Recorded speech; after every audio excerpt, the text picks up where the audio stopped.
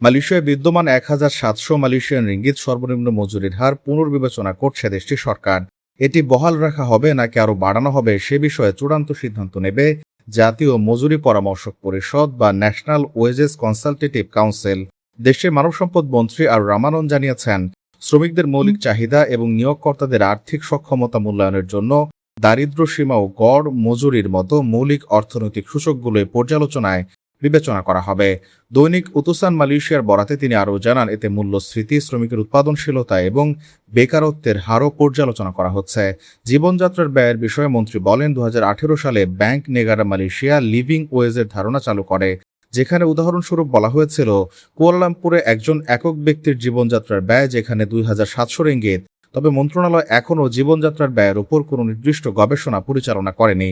তিনি উল্লেখ করেন, পরিসংখ্যান বিভাগের তথ্যে স্থান, জনসংখ্যা এবং হাউসহোল্ড বা খানা ভিত্তিক প্রকৃত খরচের একটি পুঙ্খানুপুঙ্খ চিত্র পাওয়া যায়। এছাড়া ত্রয়োদশ মালয়েশিয়া পরিকল্পনাতেও জীবনযাত্রার খরচকে গুরুত্ব দিয়ে সর্বনিম্ন মজুরি পর্যালোচনার মাধ্যমে মজুরি সমন্বয়কে ত্বরান্বিত করার কৌশলগত সংস্কারের কথা বলা হয়েছে। উল্লেখ্য, 2025 সালের আগস্ট থেকে কার্যকর হওয়া 1,700 রিঙ্গিত সর্বনিম্ন মজুরির এই নীতিটি গৃহকর্মী ছাড়া মালয়েশিয়ার সমস্ত সাধারণ শ্রমিক ও কর্মচারীদের জন্য প্রযোজ্য। এটি দেশটির স্থানীয় কর্মী এবং বিদেশি শ্রমিক উভয়ের ক্ষেত্রেও একইভাবে কার্যকর করা হয়। প্রবাস কণ্ঠ, নিউজ ডেস্ক।